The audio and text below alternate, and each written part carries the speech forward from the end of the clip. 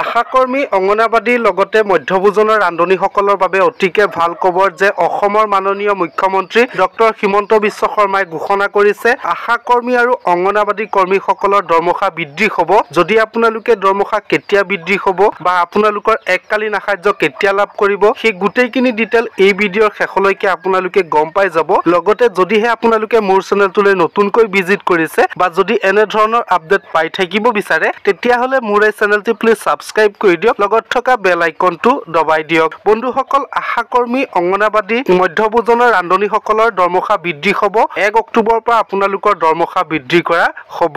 বন্ধুসকল, অসমৰ মাননীয় মুখ্যমন্ত্ৰী ডক্টৰ হিমন্ত বিশ্ব শৰ্মাই কেবিনেট বাজেটত ইতিমধ্যে দাখিল কৰা হ'ল যে আশাকৰ্মী অংগনাবাদীৰ লগতে মধ্যভোজনৰ ৰান্ধনীসকলৰ দৰমহা কেতিয়া বৃদ্ধি হ'ব, লগতে আপোনালোকৰ এককালীন সাহায্য প্ৰদান কৰা হ'ব যিসকলে আশাকৰ্মী অংগনাবাদীৰ লগতে মধ্যভোজনৰ ৰান্ধনীসকলক এককালীন সাহায্য প্ৰদান কৰা হ'ব।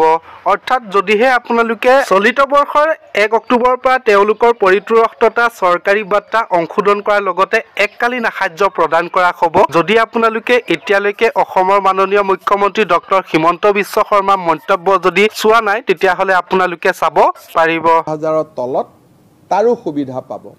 প্ৰাদেশিকৰণসকলৰ লগতে গাঁওবুঢ়াৰ দৰমহা বৃদ্ধি, আমাৰ আশা অংগনবাদী দৰমহা বৃদ্ধি, তাৰ লগত বাণীকান্ত কাকতি কম্পিউটাৰ লিটাৰেচিত কাম কৰা লোকসকলৰ প্ৰতিও দৰমহা বৃদ্ধি, 60 বছৰলৈকে চাকৰি, ফুল মেডিকেল ৰিইম্বাৰ্চমেণ্ট, আমি ৰাইজে ভোগ কৰি থকা বহুতবোৰ সমস্যা, কৰ্মচাৰীসকলৰ OPSৰ সমস্যা, বহুতবোৰ সমস্যা আমি এই বাজেটৰ জৰিয়তে দূৰ কৰাৰ বাবে প্ৰচেষ্টা কৰিছোঁ।